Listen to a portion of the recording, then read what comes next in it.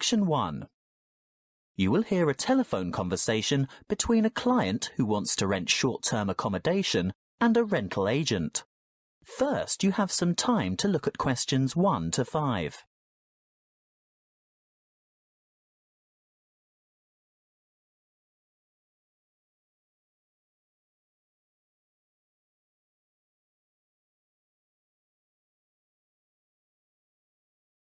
Now we shall begin. You should answer the questions as you listen, because you will not hear the recording a second time.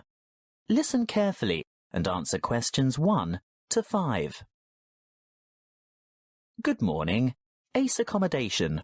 How can I help you? Good morning. I'd like to organise some short-stay accommodation on the Gold Coast, please. Certainly. Who am I speaking to? Miss McKinley. Sylvia McKinley. Could you spell your family name for me, please? It's M-A-C-K-I-N-L-A-Y.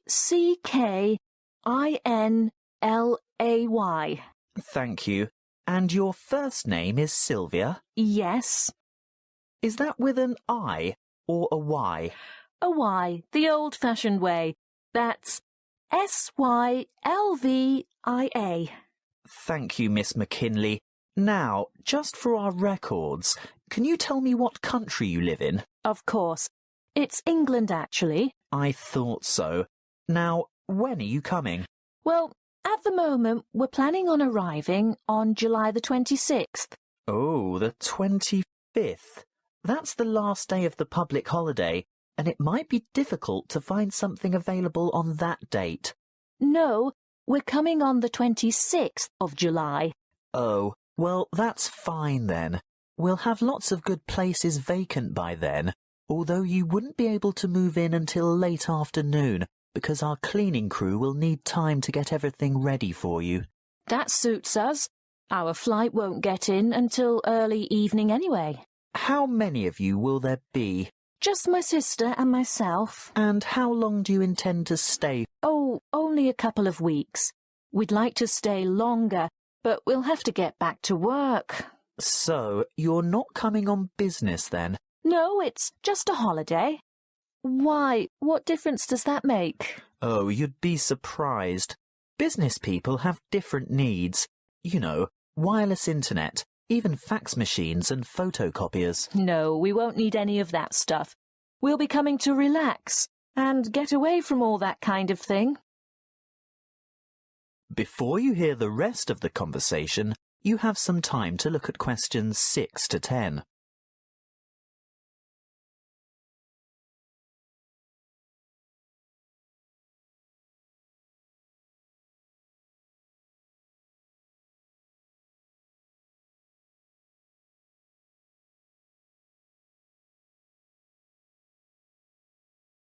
Now listen and answer questions 6 to 10.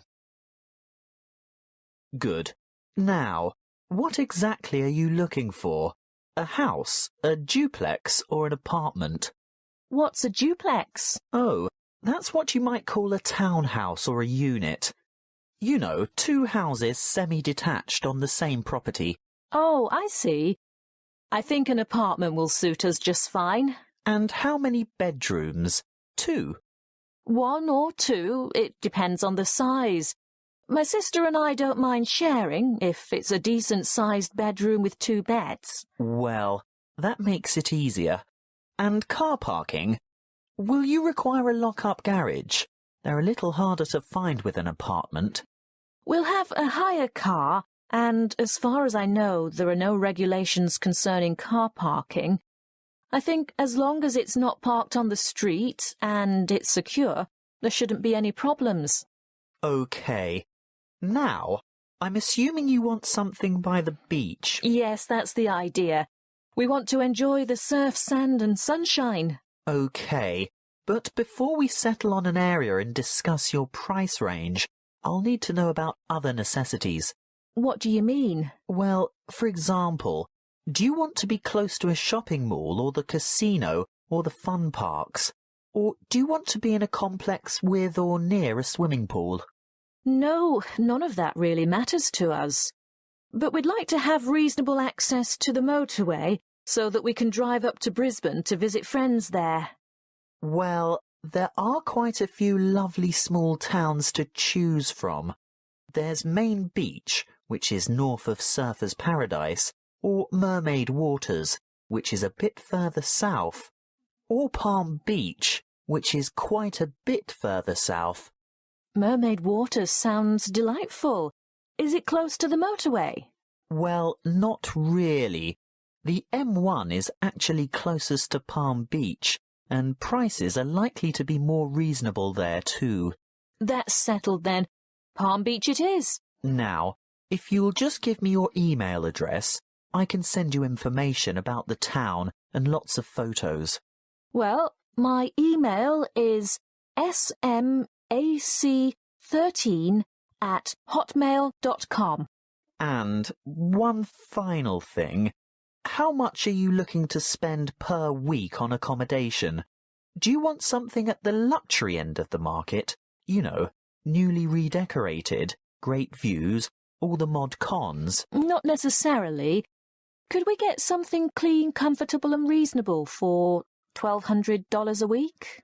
Could you stretch that to $1,500 a week?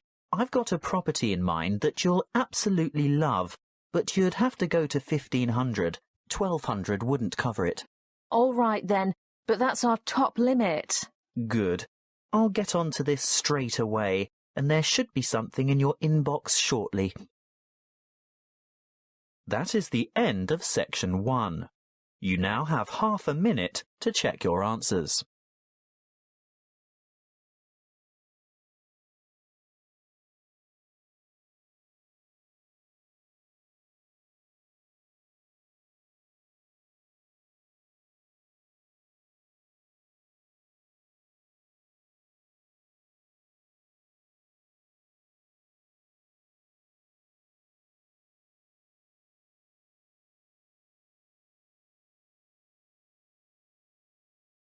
Now turn to Section 2. Section 2. You will hear a member of the Active Outdoor Club talking to a group of interested potential members. First, you have some time to look at questions 11 to 14.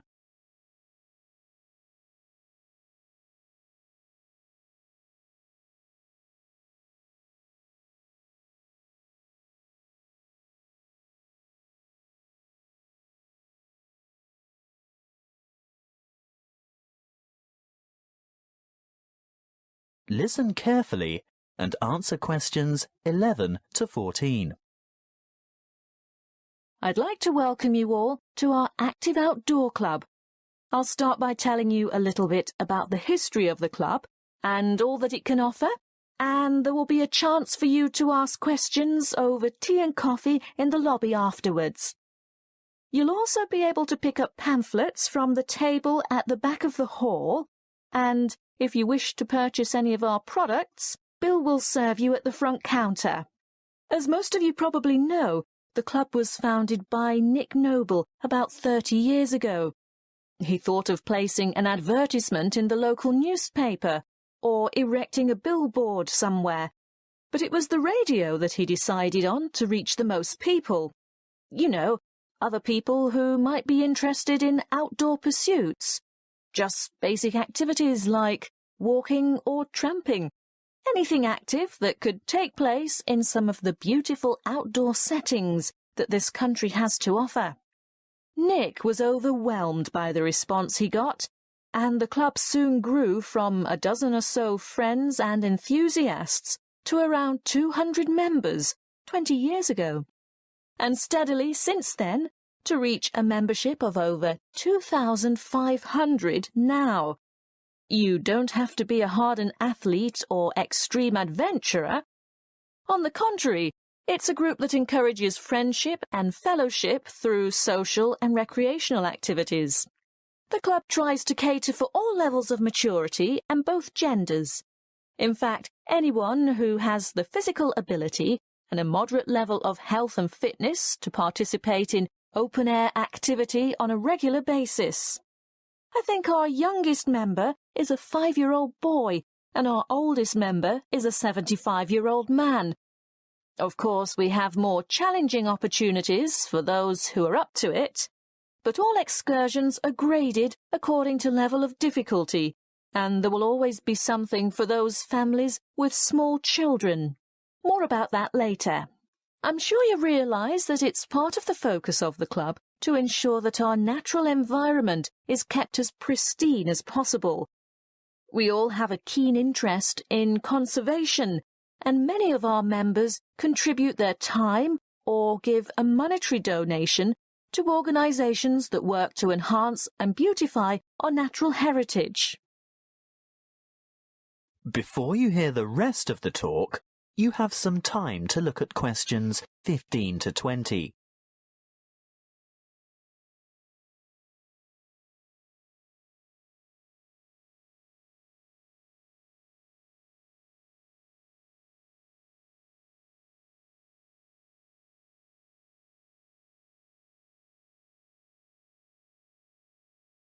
Now listen and answer questions 15 to 20. OK, now going back to the grades of activity, first of all, tramping. This is very popular with singles and couples without children, but is certainly not restricted to those groups. Tramping is arranged for Tuesdays and Saturdays throughout the year. Most tramps are of a duration of 3 to 5 hours, depending on the weather and the terrain, and of course the time of year. You would need to check the newsletter or the website to find out place and time, and if you wish to participate, phone the coordinator who can give you more information. I'll move on now to walking, which is very popular with families, but open to everyone, and walks are arranged for every Thursday and every Sunday over the course of the entire year. Walks last no more than 3 hours, although the Thursday walks might be shorter, and again you would have to check the newsletter for details of the time and area to meet and get in touch with the walking organiser to confirm your participation. Now, the Wanderers are what you might call a subgroup of the Active Outdoor Club. This group was set up to cater for the less active, more elderly, or families with very young children who still want to enjoy the great outdoors, but without quite so much exertion. Bear in mind that the length of these activities is variable, but we're always home before dark. Any member of the club is welcome to join in their activities on a Sunday, which include visiting some of our more beautiful parks and botanical gardens, beach walks, picnics, and even boat trips to visit some of the small islands off the coast. Often guided tours can be arranged if there is enough interest. If you'd like to see what the Wanderers are up to, check the website and then phone the leader for more information. I'll bet you're all ready for that cup of tea now. But before I finish, I really must mention something that can be a lot of fun. A great opportunity to form new or strengthen existing friendships, and a chance to explore a part of the country that you may never have seen before.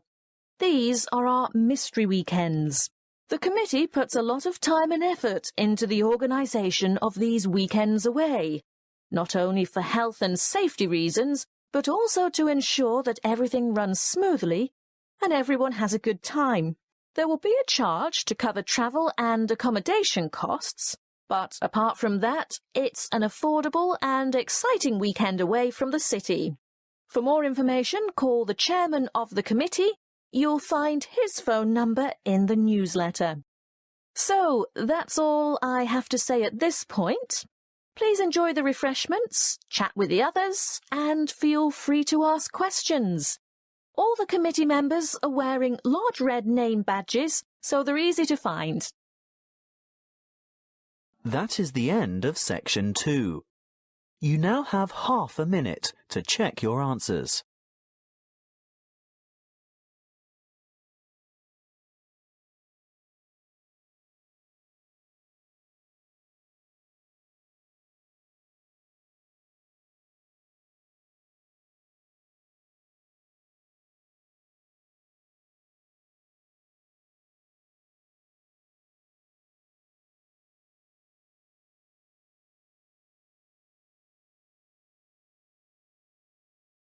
Now turn to Section 3. Section 3.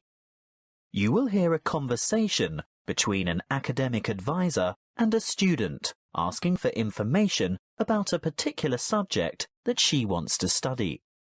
First, you have some time to look at questions 21 to 26.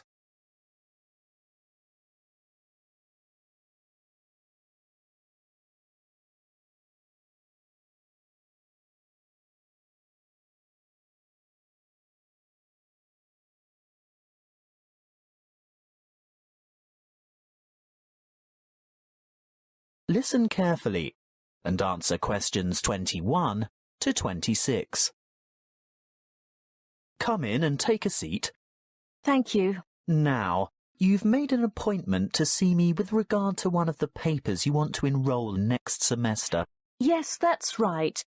It's the Globalization and Educational Change paper, GEC 692. Ah, well, I know the one you mean, but all the code numbers are going to change next semester, so although the course name will stay the same, the code will be ED995.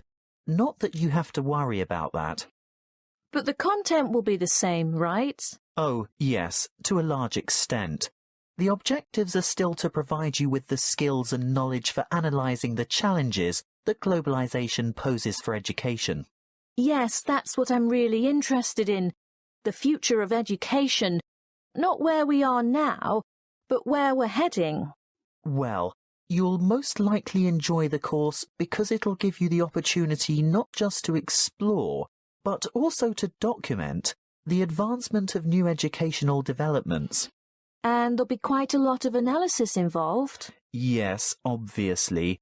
But once you've examined how education has been affected by cultural values and socio-economic structures, you'll go on to debate the pros and cons of the restructuring of public education in view of rapid globalization.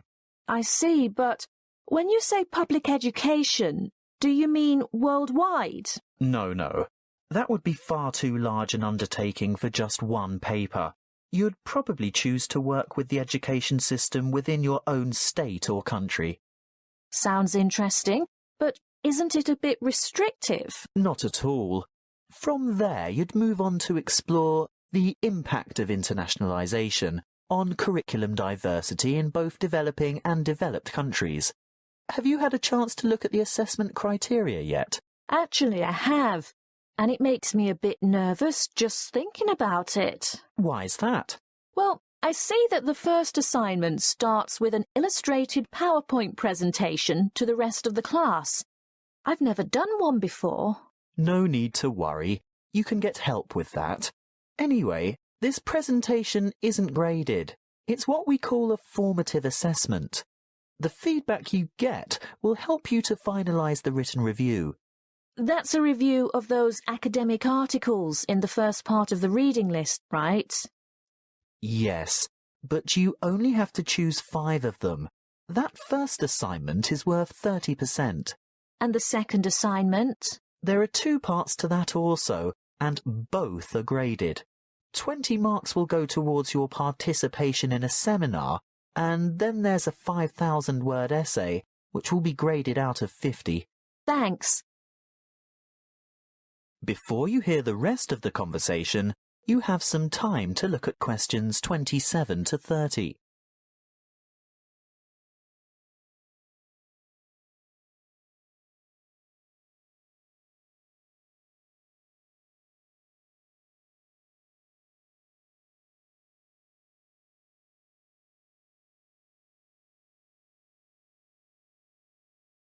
Now listen and answer questions 27 to 30. Is there anything else I can help you with? Yes. The reading list is quite long. Where do you think I should start? Well, I'd suggest you leave the articles until the semester is underway, but a good preparation would be to look at some of the major texts. These ones here. In any particular order? You could start with this one by Tower, here at the bottom of the page. Sorry, who? Tower. Tower. 2007. Comparative Education. That should give you a good basis. Then move on to Eliot. Educational Issues of the New Millennium. But be sure to get the 2008 edition, not the original 1998 edition, because so much has changed since 1998. The new edition has extensive revisions and a lot of new material.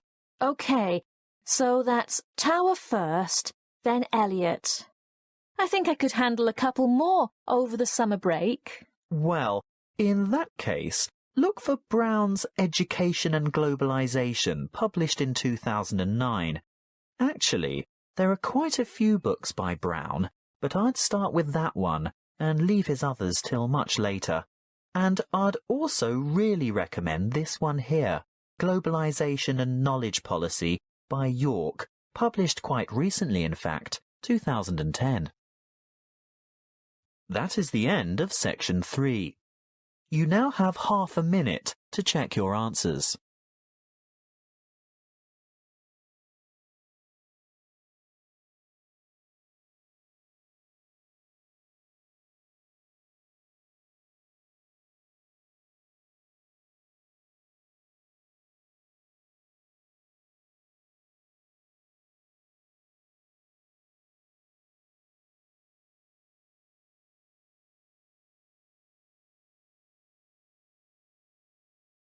Now turn to section 4. Section 4. You will hear a lecture on immunity and immunization. First, you have some time to look at questions 31 to 40.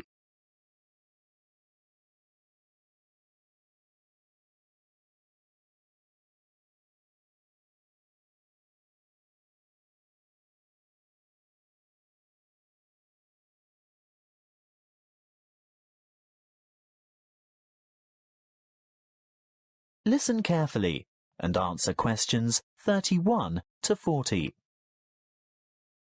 Good afternoon, and thank you for your warm welcome. This will be the first talk in a series of 5 on health interventions, protection and prevention. Could I start by asking for a show of hands? How many of you have had a flu vaccination at the beginning of winter? I thought so. You young ones always think you're indestructible. Well, as you are no doubt aware, disease-spreading germs or pathogens are everywhere. On a daily basis, the human body has to ward off attacks by various harmful bacteria and viruses. A healthy body has a good defense system against many of these germs, but the defense only operates well against microorganisms that it has already encountered, in which case it is said to be immune. There are 2 ways in which humans acquire natural immunity.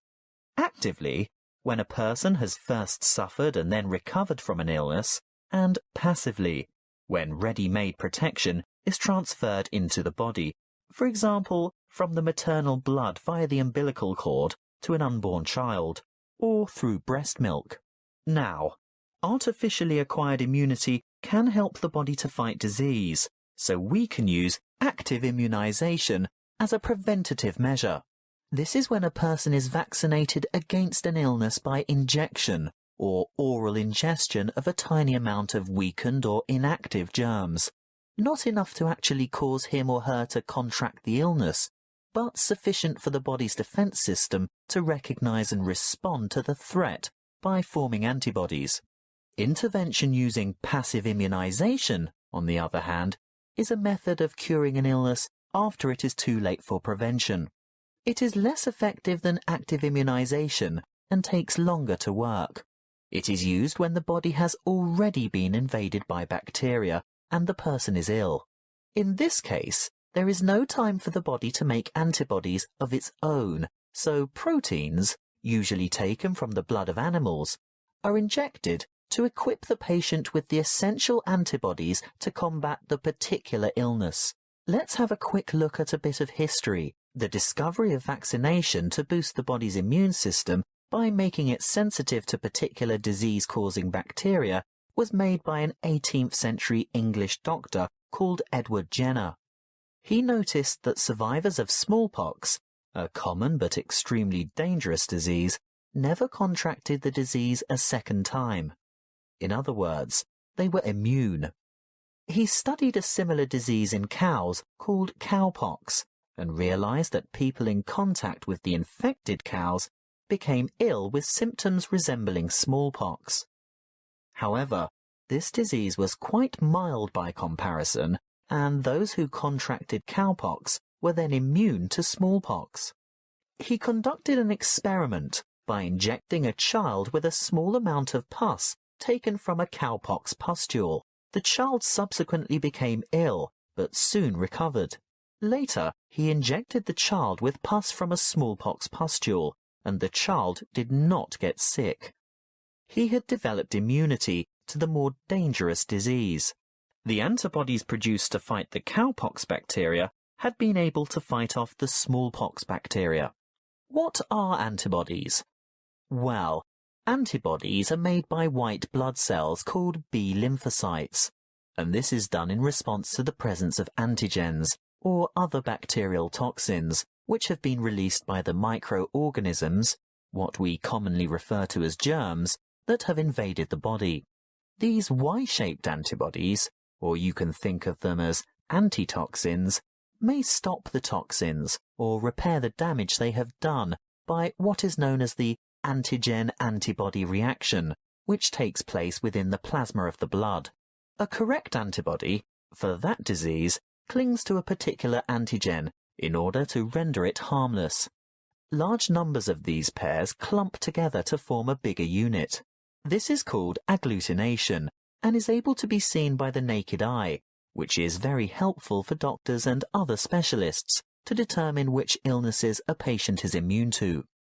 Inoculation or active vaccination can protect people from serious diseases.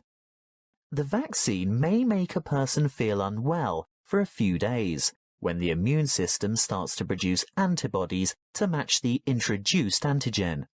This is called a primary reaction. If that particular antigen should ever enter the body again later, a secondary reaction takes place. The body is then able to produce large numbers of corresponding antibodies within a short time, so the invading antigens are quickly wiped out, without the person suffering any harm from the disease. That is the end of section 4.